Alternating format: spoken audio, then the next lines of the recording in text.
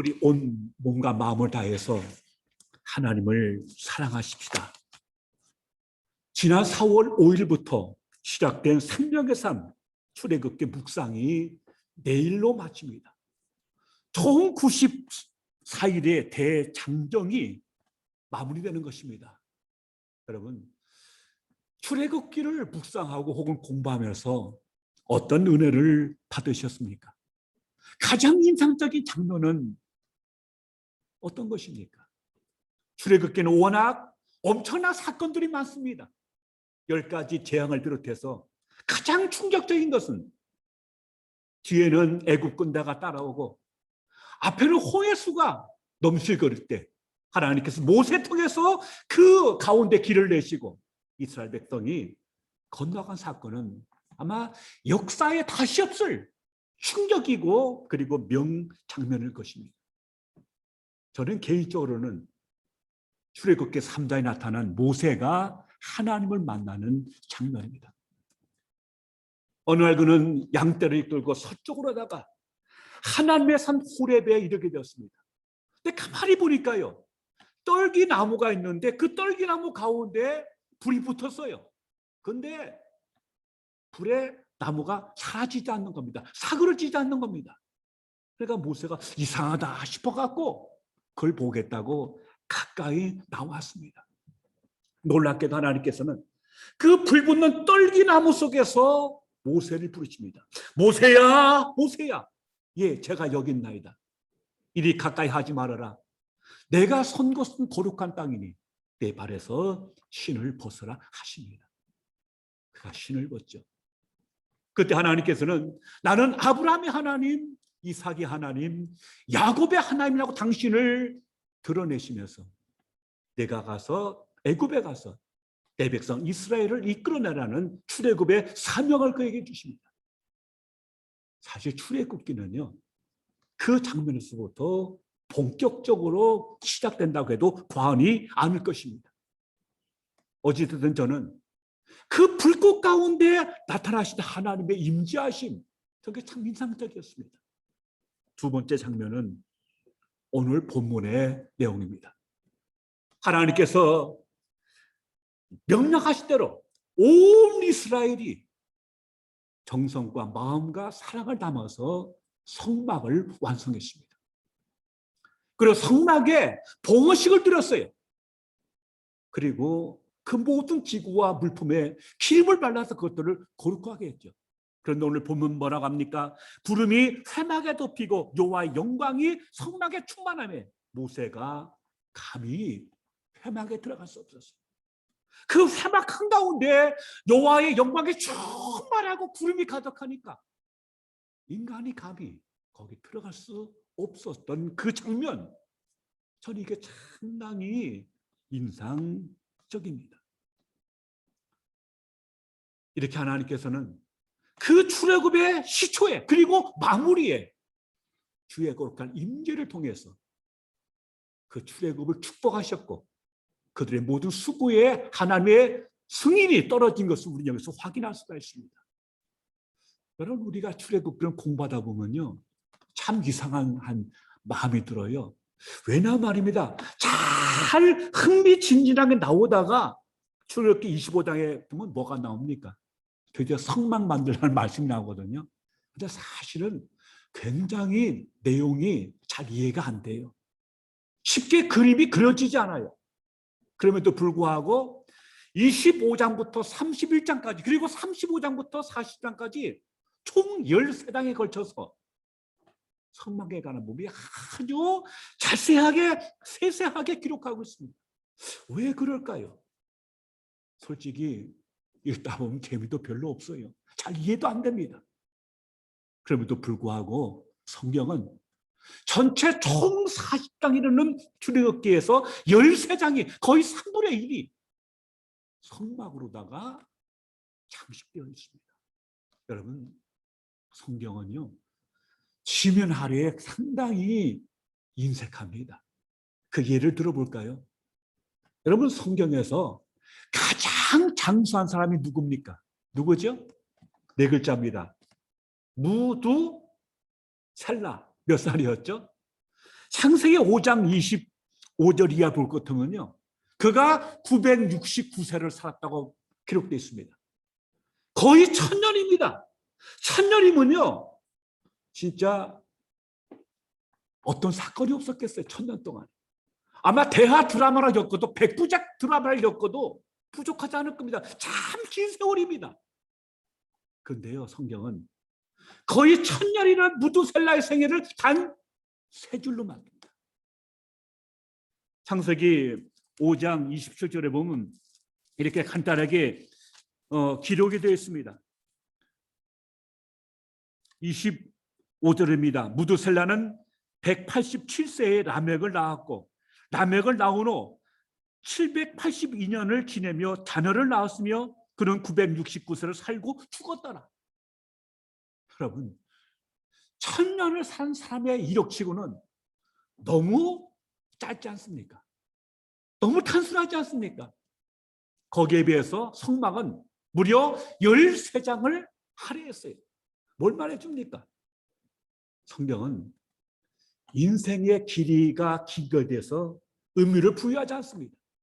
중요한 것은 그가 몇 살을 살던 그 내용과 그 의미가 있는 승리냐, 그게 관심을 갖고 있는 것이지 단순하게 어떤 생물학적인 길이에 대해서는 관심이 없다는 것입니다.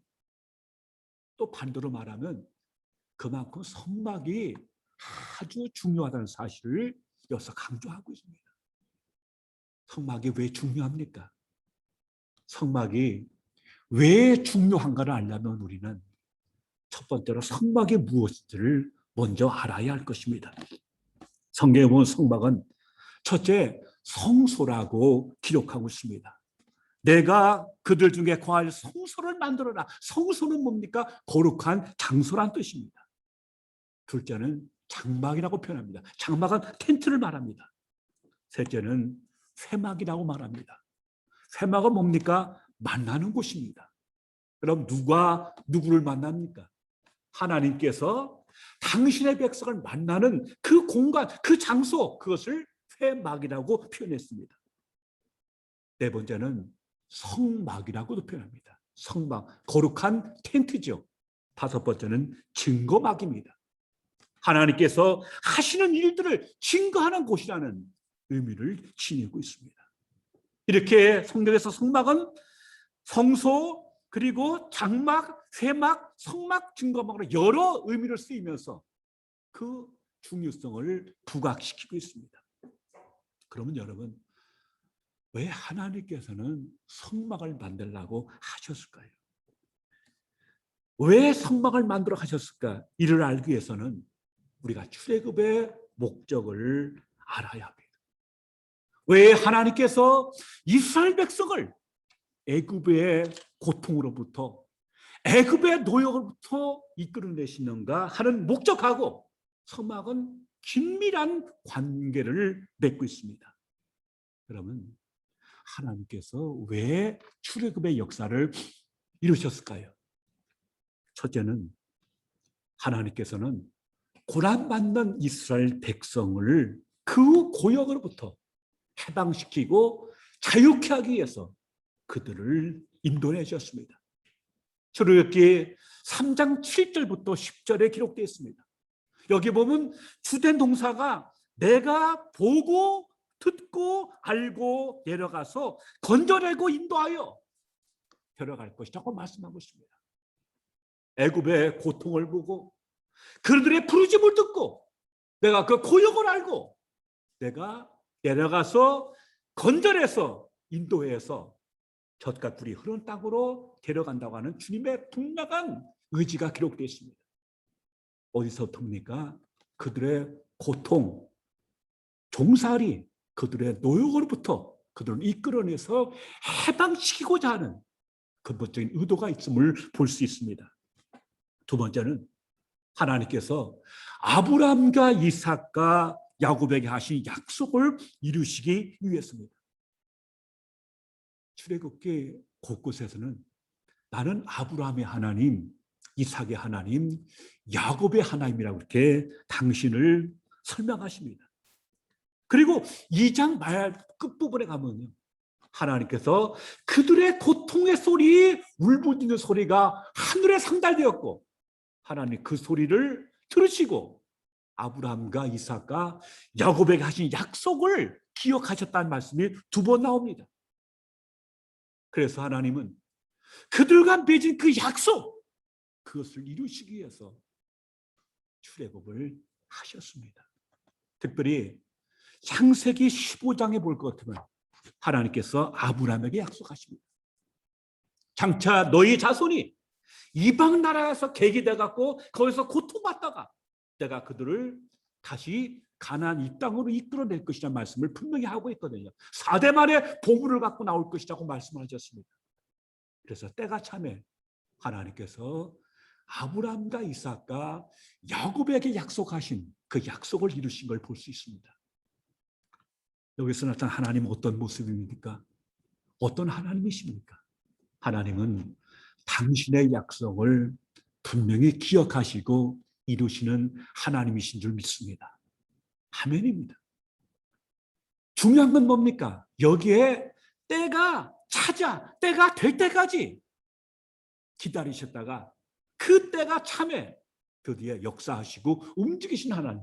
그래서 그 약속을 온전히 이루셔서 그들을 애굽에서 건져서 가나안 땅으로 이끌어 가시는 하나님의 신실하신 모습을 우리 여기서 확인할 수가 있습니다. 셋째로 이스라엘 백성들을 거룩한 백성, 참으로 하나님께 예배하는 백성으로 세우시기 위해서입니다. 그건 처음부터 분명했습니다. 출애굽기 3장에서 하나님께서는 모세에게 말씀하셨죠. 내가 가서 내 백성을 이끌어내라. 그때 12절에 보면 이런 말씀 나옵니다. 너희가 이 산에서 하나님을 섬기리니 이것이 내가 너를 보내신 거니라. 그래서 섬긴다는 말은 예배한다는 것입니다. 드디어 모세가 애굽에 갑니다. 당대 최강의 제국 애굽의 통치자 바로 앞에 섭니다. 그때 그가 한 첫 마디가 뭡니까? 출애굽기 5장 1절입니다. 내 백성을 보내라. 그러면 그들이 광야에서 내 앞에 절기를 지킬 것이다. 절기를 지킨다는 말은 하나님께 예배 드린다는 말입니다.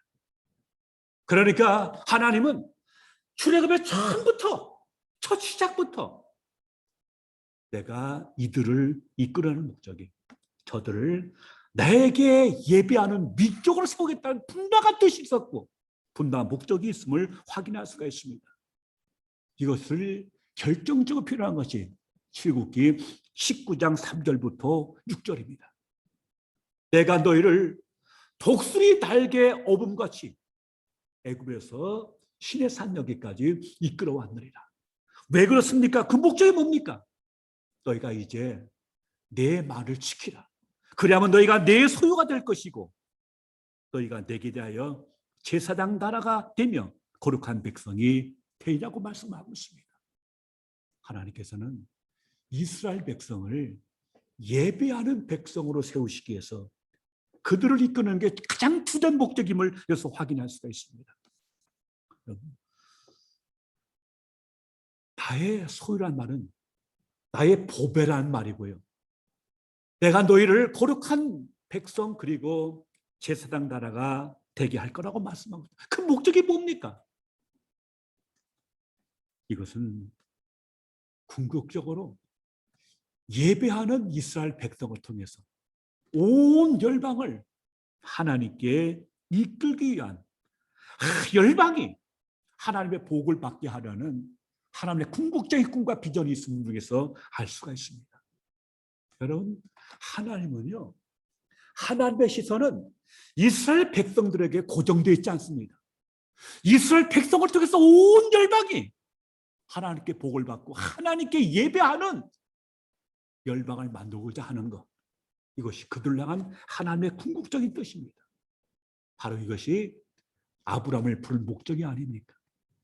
창세기 12장에 보면은 내가 너를 복이 되게 하겠다 혹은 복의 근원이 되게 하겠다고 합니다. 그 목적이 뭡니까? 너만 잘 먹고 잘 사는 게 아니고 너를 통해서 열방이 복을 받게 한다는 뜻을 분명히 말씀하고 있습니다. 그래서 아브라함뿐만 아니고 아브라함의 자손인 이스라엘조차도 그들을 특별한 나라 세우시고 보배 삼으신 것은 그들 통해서 열방이 복을 받게 하고 그들 열방의 복이 흘러가는 통로가 삼게 하는 것, 이게 그들을 향한 하나님의 목적이었습니다. 바로 이를 위해서 하나님은 이스라엘을 이끌어냈고 바로 이를 위해서 성막을 만들라고 하신 것을 볼 수 있습니다. 무엇보다도 이 뜻을 이루기 위해서는 하나님의 말씀대로 사는 같은 사람들이 필요했습니다. 하나님의 방식대로 살아가는 백성이 필요했던 것이죠. 이걸 위해서 하나님의 성막을 만들라 하신 것입니다. 성막은 하나님이 거하시는 초소입니다. 성막은 하나님께서 죄인을 만나 주시기 위해서 만드셨습니다. 무엇보다 성막은 하나님의 백성들 가운데 거하시는 하나님의 임재를 나타내시는 거룩한 공간입니다. 그리고 그 성막을 통해서 하나님은 이스라엘과 만나시고 이스라엘과 교제하시면서 당신의 영광을 충만하게 드러내셨던 것입니다. 민수기 2장에 볼 것 같으면요, 성막이 어디에 위치한지 아십니까? 이스라엘 12지파 아닙니까? 맨 한 중앙에 성막이 있어요. 그리고 동서남북에 세 지파씩 배열을 해갖고 진을 치고선 함께 이동해 갑니다. 어디에 머물든 항상 그 한복판에는 성막이 위치해 있었고, 성막의 핵심은 뭡니까? 거기에 지성소였습니다. 하나님은 지성소에 당신의 임재를 드러내셨다고 성경은 말씀하고 있습니다. 결국 하나님은 이스라엘 백성 가운데, 그들 가운데 거하시면서 영광을 드러내시고 이스라엘 향하신 하나님의 목적을 이끌어가고 계심을 알 수가 있습니다. 마태복음 18장 20절에는 이런 말씀이 있습니다. 두세 사람이 내 이름으로 모인 곳에는 나도 그들 중에 있느니라. 모인 곳, 그들 중에란 말은 뭐냐? 그들 가운데, 그들 한복판이라는 뜻입니다. 그들 가운데 내가 있겠다고 약속하십니다. 하나님의 백성들의 모임이 중요한 이유가 바로 여기에 있습니다. 하나님의 백성이 주의 이름을 모일 때 하나님 그 가운데 그들 중에 당신의 임재를 드러내신다고 약속하셨기 때문입니다. 물론 우리는 개인적으로 기도할 때도 응답받을 수 있고 주의 임재를 경험할 수 있습니다. 그러나 궁극적으로 성경은 하나님의 산물이 하나님의 이름으로 모여서 함께 예배하고 섬기고 함께 나눌 때 더 큰 주의 임재가 있을 것을 하나님께서 약속하신 것, 그들 가운데 하나님의 영광이 충만할 것에 대해서 약속하시고 계신 것입니다. 오늘 본문 말씀은 성전 봉헌 현장입니다. 자, 다시 34절을 보십시오. 그 위에 볼 것 같으면 그 1절부터 33절까지는 뭐냐? 하나님께서 명령하신 그 모든 기구를 만든 다음에 모세가 제자리 하나하나 배치하면서 기름으로 바르고 거룩히 구별한 다음에 완전히 그 성막을 하나님께 봉헌한 것을 말씀하고 있습니다. 34절은 봉헌에 다 마친 겁니다. 인간이 할 건 다 했어요. 그러자 성막에 하나님의 영광이 충만하고 거룩한 구름이 임한 걸 말씀하고 있습니다.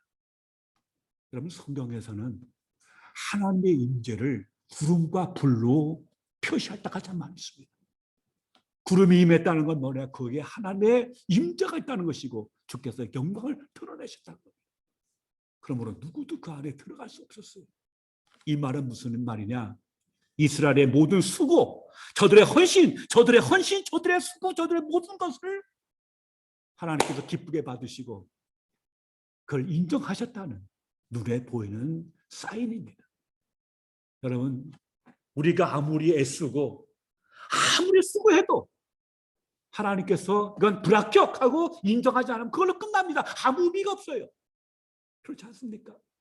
근데 하나님께서 그들의 헌신을, 그들의 드림을, 그들의 수고를, 그들의 순종을 아주 기쁘게 받으셨어요.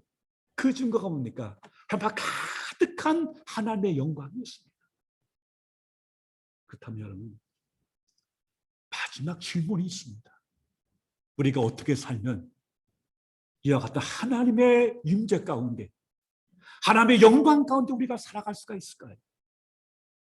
어떻게 하면 우리의 수고가, 우리의 애씀이, 우리의 섬김이 정말 하나님의 기뻐 받으시는, 하나님의 사인이 떨어지는 그러한 삶을 우리가 살아갈 수 있을까요? 첫째는 신앙생활은 그 시작도, 그 과정도, 그 마지막도 하나님의 말씀대로 살아야 한다는 사실을 본문은 말씀하고 있습니다. 처음부터 하나님께서는 모세에게 너는 내가 내게 보여준 식양대로, 이 산에서 보여준 식양대로 선망을 기울라고 말씀을 했습니다. 여러분, 그 출애굽기 39장 40장 읽어보면요, 마치 후렴처럼 반복되는 성구가 있습니다. 그것이 뭔지 아십니까? 39장에는 여호와께서 모세에게 명령하신 대로 하였더라, 이 말씀이 정확하게 7번 반복됩니다. 7번은 7은 완전수입니다. 이 말은 뭡니까? 모세가 완벽하게 말씀대로 지었다는 사실을 강조하는 겁니다. 또한 40장에는 이런 말이 또 7번 반복됩니다. 모세가 그같이 행하되 곧 여호와께서 자기에게 명령하신 대로 다 행하였다.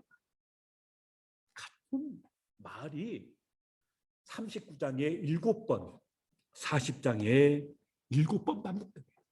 그 말은 뭡니까? 성막은 처음부터 끝까지 철저하게 하나님께서 모세에게 명령하신 대로 지어졌다는 것을 강조하고 있습니다. 여러분, 이게 신앙입니다. 이게 신앙입니다. 우리가 받는 신앙생활의 유혹이 뭡니까? 이거 다 알아요. 아멘. 그러나 뭡니까? 결정적인 순간은 내 생각, 내 뜻대로 하고 싶은 인간의 의지가 있어요. 하지 말라 더 하고 싶어하는 그건 묘한 인간의 의지, 그 죄성. 그래서 영혼의 암흑기라고 하는 사사시대의 특징이 뭡니까? 그때는 왕이 없으므로 각기 자기 소견에 옳은 대로 행하였더라. 이게 우리의 비극이고 우리의 무서운 유혹입니다. 다 알아요. 아멘 합니다. 그러나 마지막 순간에는 왠지 내 뜻대로, 내 생각대로, 내 철학대로, 내 고집대로 하고 싶은 마음이 창동하는 겁니다. 이렇게 행할 땐 결국 뭡니까? 영적인 암흑 시대가 다가올 수밖에 없는 것이죠. 사도 요한은 요한계시록 마지막 22장에서 이 말씀에서 하나를 빼면 너는 결국 천국에 들어가지 못할 것이고, 하나를 더하면 여기에 기록된 모든 재앙이 너에게 더할 거라고 말했어요. 1.1획도 말씀에 벗어나지 말고 말씀대로 살아야 그때에 있어서 거듭 경고하고 있는 걸 볼 수 있습니다. 마음이 자꾸만 흔들릴 때, 내 자꾸 자아가 발동할 때, 내 뜻대로 하고 싶을 때 거기에 브레이크를 걸고 모세가 여호와께서 명령하신 걸 다 지켜 행했던 것처럼 우리가 그 길로 행할 수 있는 은혜가 있게 되기를 축원합니다. 왜 그래요? 주의 말씀은 내 발의 등이요 내 길에 빛이 되기 때문입니다. 둘째는 그들이 기꺼이 기쁨으로 즐거운 마음으로 물질을 드렸고 그 재능을 바쳤고 뜻과 마음을 모아서 하나 되어 그 일을 했던 것을 우리는 이미 누누이 살펴봤습니다. 그렇기 때문에 하나님은 그들의 수고를 기쁘게 받으시고 그들 가운데 성막에 충만한 영광을 보여주심을 통해서 그들의 수고에 정말 축복하셨고 제가 하신 것을 여기서 확인할 수가 있습니다. 여러분, 어떤 의미에서 출애굽은요 지금도 진행 중이라고 할 수 있습니다. 왜냐하면 제가 첫 번째 모세를 만나신 하나님께서 이리 가까이 하지 말고 내 발에 신을 벗으라 말했단 말씀하지 않았습니까? 오늘 우리도 마찬가지입니다. 오늘 탐욕의 제국에서 신민이 되고 노예가 된 현대인들에게, 아니 오늘 사랑하는 그리스도인들에게 지금이야말로 우리가 신발을 벗고 떨리나 불꽃 가운데서 다가오시는 하나님 앞에 두렵고 떨림으로 우리가 엎드려야 할 때라고 믿습니다. 애굽이 탐욕의 제국, 욕망의 제국 아닙니까? 그 속에서 나도 모르게 욕망 앞과 재물 앞에 무릎 꿇고 신비된 우리에게 하나님은 여전히 당신의 임재 땅에서 신발을 벗으라고 명령하십니다. 오늘 신발 벗고 그 앞에 우리가 순종하고 나아가야 될 것입니다. 여러분, 하나님의 백성은요, 길 위에서 존재합니다. 하나님은 나아감과 멈춤의 거듭 속에서, 그 리듬 속에서 우리의 길을 성숙한 신앙의 길로 이끌어 가시고 계십니다. 그러므로 우리가 출애굽기를 살고 출애굽기의 길을 그린다는 말은 뭡니까? 인간의 역사가 억압과 예속과 그러한 데에서 자유와 해방을 위해서 나아가는 여정이라는 사실을 우리가 기억하는 것입니다. 더 나아가 그 여정을 기획하시고 인도하시는 분이 하나님이심을 우리가 깊이 확신하는 겁니다. 그래서 오늘 본문의 끝에 뭐가 나옵니까? 구름기둥, 불기둥이 나옵니다. 여러분, 이스라엘 백성한테 미래는 한치도 할 수 없는 불확실한 세계가 아닙니까? 오늘 우리도 마찬가지 아닙니까? 그들의 앞길에는 그들이 헌신하고 그들이 하나님께 정말 수고했을 때 하나님의 그 구름기둥과 불기둥이 그들을 이끌어 가셨습니다. 오늘 우리의 삶도 성령께서 이끄시고 감동하시고 우리에게 손을 주시고 우리 앞길을 밝히셔서 그 발걸음 하나하나를 길 위에 선존된 우리를 하나님께서 진리와 생명으로 인도해 가신 줄 믿습니다. 이런 의미에서 성전 봉헌과 성령의 충만함은 출애굽한 이스라엘 백성들이 진정한 새로운 시작을 의미하는 그러한 의미를 갖고 있는 것을 볼 수가 있습니다. 출애굽은 애굽에서 떠나는 게 목적이 아닙니다. 보다 더 큰 목적은 애굽을 떠나서 하나님이 약속하신 젖과 꿀이 흐르는 가나안 땅으로 가는데, 그 끝까지 가는데 거기에 목적이 있고 의미가 있는 게 아니겠습니까? 하나님께서 우리들에게도, 우리 각자에게 하나님의 축복과 약속과 은혜의 땅 가나안이 있는 줄로 믿습니다. 이제까지 우리를 도와준 하나님께서 이제 진정한 새로운 출발을 하면서 구름기둥, 불기둥 통해서 이끌어 가실 때 오늘의 순종해 갈 수 있는, 순종할 수 있는 그 불확실한 미래를 믿음으로 담대히 나갈 수 있는 같은 삶이 되길 바랍니다. 여호수아에게 하신 말씀대로 강하고 담대하라, 강하고 담대하라. 오직 말씀을 따라 자나우나 치우치지 말라 했던 그 말씀처럼 오늘 우리가 주의 말씀과 성령의 인도하심과 감동하심을 따라 살아가게 될 때 우리 가슴에 임한 성령의 불은 계속해서 우리를 이끌어내시고 우리 생명으로 인도해 가실 줄로 믿습니다. 그래서 우리를 통해서 하나님의 복이 열방을 향해서 흘러갈 수 있는 정말 선교적 민족, 선교적 교회, 선교적 개인의 됨을 통해서 하나님을 기쁘시게 하는 우리 모두가 되기를 바랍니다. 그러할 때 우리 속에 늘 주의 영광이 임하고 주의 임재가 함께하면서 우리를 통해서 주께서 영광 받으시게 될 줄로 믿습니다. 기도하겠습니다. 아버지 하나님 감사합니다. 여기까지 인도하신 에베네셀의 하나님께 감사합니다. 탐욕의 제국에 신민으로 살지 않게 하시고 가시떨기 불꽃 가운데 다가오신 하나님 앞에 위에 신발을 벗고 우리가 순종하게 하시옵소서. 또한 길이에 선 존재인 우리들에게 이제 주의 말씀과 성령의 감동으로 다가오시는 하나님의 구름기둥 불기둥인들을 따라서 우리의 남은 생애를 살아감을 통해서 우리 통해서 열방이, 우리 통해서 이방이 복을 받고 하나님의 구원에 참여하는 선교적 삶, 선교적 교회, 선교적인 존재가 될 수 있도록 은혜 더해 주셔서 정말 우리의 모든 삶이 하나님께 기쁨이 되고 주의 영광의 임재로 충만한 우리 교회와 개인과 우리 모두가 되게 하여 주시옵소서. 예수님 이름으로 기도하옵나이다. 아멘.